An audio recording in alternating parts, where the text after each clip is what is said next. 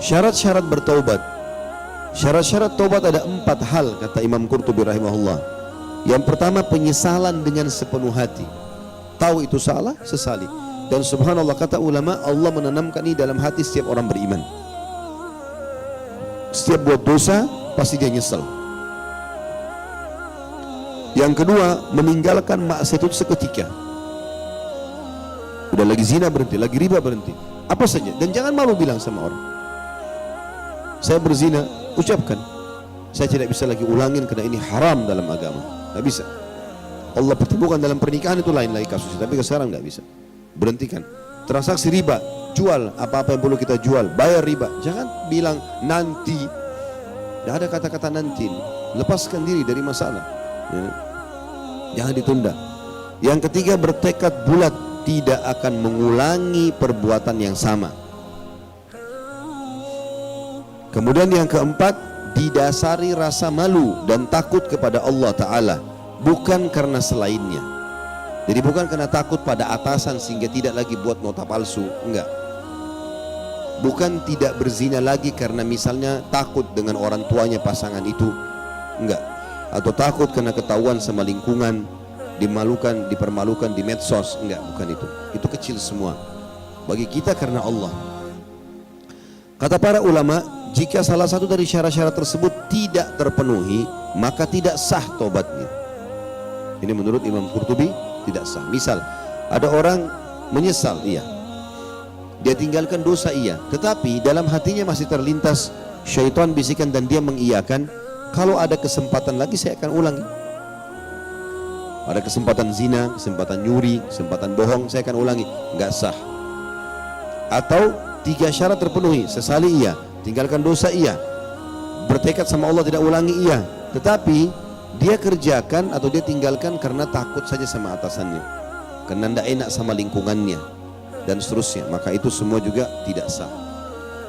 Kata beliau, pendapat lain di antara syarat-syarat taubat ialah mengakui dosa dan banyak beristighfar yang berakibat lepasnya sama sekali dari ketagihan berbuat dosa tersebut. Jadi khusus potongan kalimat ini teman-teman, orang yang suka ketagihan berbuat dosa karena kurang istighfar. Kalimat istighfar akan membuat jiwa kita bisa menerima kalau kita nggak boleh ulangin itu. Ya, itu yang dimaksud di sini. Dan berpengaruh nyata terhadap sikap hati, bukan sekedar ucapan dengan lidah.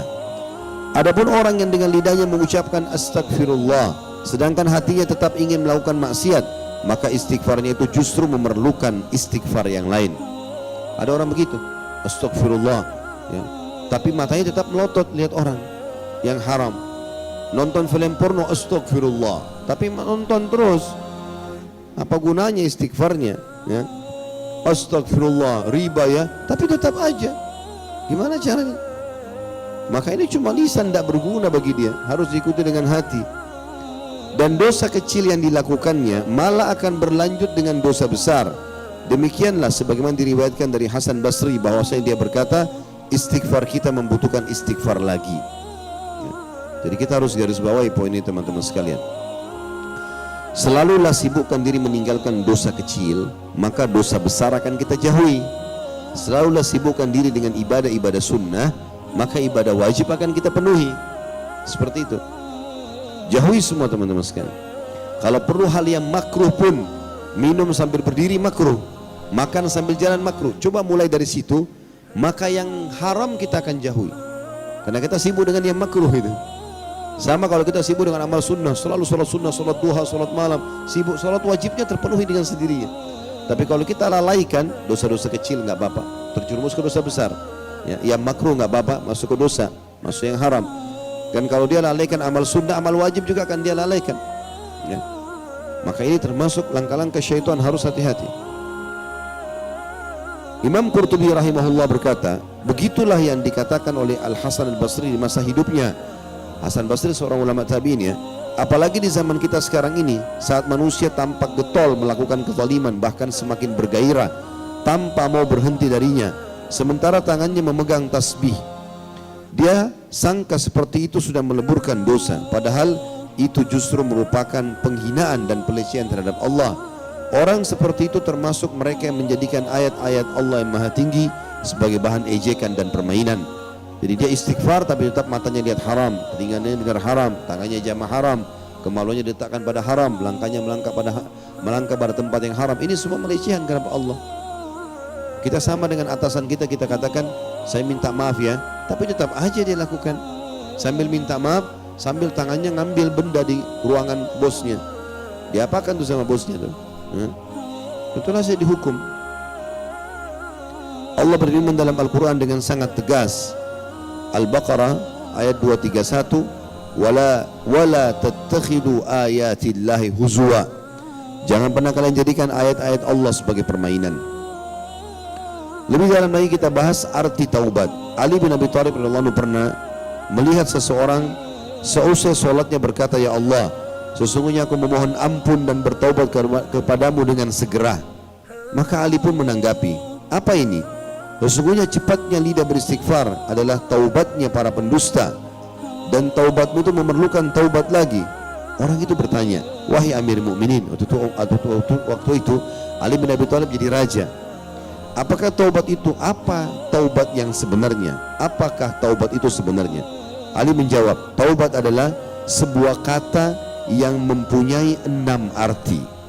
Pertama, taubat atas dosa-dosa yang telah lalu adalah menyesal. Yang kedua, taubat atas melakukan kewajiban-kewajiban secara serampangan adalah mengulang. Jadi ada perilaku-perilaku di sini ya. Jadi maksud adalah taubat atas dosa-dosa yang lalu dengan menyesal, betul-betul merasa kenapa saya terjerumus, tidak akan mengulangi. Membengkalikan kewajiban, lalai, sholatnya kadang-kadang cuma duhur sama asar, subuh, maghrib, isya hilang, adalah dengan mengulang dan mengganti itu dengan amal-amal soleh. Artinya dia sekarang mulai hari ini tidak boleh lagi lari dari sholat misalnya. Yang ketiga, taubat atas mengambil barang orang lain secara zalim adalah mengembalikannya kepada pemiliknya. Bukan hanya lisan, harus ada praktek lapangan. Yang keempat, membiasakan diri melakukan ketaatan sebagaimana sebelumnya terbiasa melakukan kemaksiatan. Ini menurut Ali bin Abi Thalib, arti taubat harus diikuti dengan itu. Ganti seluruh kebiasaan buruk dengan kebiasaan baik.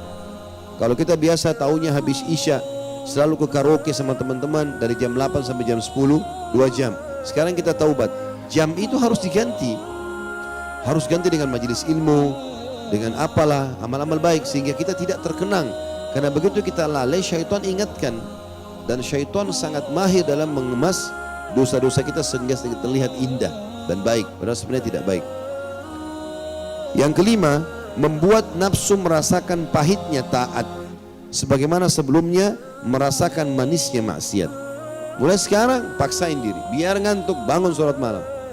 Nggak mau pegang Quran, paksain baca Quran. Malas hadir majelis ilmu, syaitan bisikin, nggak usah lah nanti gampang dengar. Nggak, harus hadir. Biarin jiwa ini merasakan bagaimana ibadah itu, sebagaimana dulu kita paksakan diri dalam berbuat dosa. Ya. Yang keenam, yang terakhir, menghiasi diri dengan taat kepada Allah sebagaimana sebelumnya menghiasinya dengan maksiat kepadanya, serta menangis sebagai ganti tiap-tiap ketawa yang dulu dia lakukan. Ini tentu termasuk ya cara-cara taubat yang luar biasa. Ikrimah radhiyallahu anhu, sahabat Nabi yang mulia, Ikrimah bin Abi Jahal, anaknya Abu Jahal, terkenal dulu benci sekali dengan Islam, luar biasa nih. Ayahnya Abu Jahal tidak ada yang tidak kenal nama Abu Jahal. Ya. Jahal artinya bodoh. Kalau dipakai Abu Jahal berarti super bodoh. Orang yang luar biasa. Orang Mekah panggil dia Abu Hakam, orang yang bijaksana. Tapi Nabi suruh kita panggil Abu Jahal karena gobloknya luar biasa gitu. Ditanya oleh Abu Sufyan, temannya sendiri, kenapa kau tidak masuk Islam? Bukankah kita sudah mendengarkan ayat-ayat dari Muhammad dan benar? Maka dia bilang, iya, saya tahu Muhammad benar. Tapi dari dulu suku saya sama suku Muhammad bersaing. Kalau suku Muhammad menyiapkan makan minum untuk jemaah haji, maka saya pun juga, suku saya pun ikut melakukan. Kalau sukunya Muhammad, Bani Hashim dan Bani Muttalib sibuk menyiapkan pasukan untuk membela Mekah, sukuku juga untuk melakukan itu. Dan dari dulu kami menang, mereka menang, sama-sama bersaing. Sekarang dari suku Muhammad ada nabi, suku saya tidak ada nabi. Maka saya pun tidak mau beriman, karena kalau saya beriman berarti suku saya dikalahkan. Fanatisme kesukuan saja. Ya. Mirip orang bilang, saya nggak mau beriman sama Nabi Muhammad karena Nabi Muhammad orang Arab, saya kan orang Melayu. Gak nyambung kan? Gak ada hubungannya. Karena Arab, Melayu, bule, Allah buat itu variasi kehidupan. Seperti Allah buat anggur, manggis, segala macam. Tapi Nabi SAW katakan, kalian semua dari Adam, dan Adam dari tanah. Supaya menyadarkan kita, kalau ini cuma variasi, warna kehidupan saja, bukan untuk saling sombong. Dan dikatakan oleh Nabi SAW, ya, tidak ada beda antara Arab dan Ajam kecuali dengan ketakwaan. Dalam ayat Al-Quran, inna akramakum indallahi atqakum. Yang paling mulia sisi Allah orang yang paling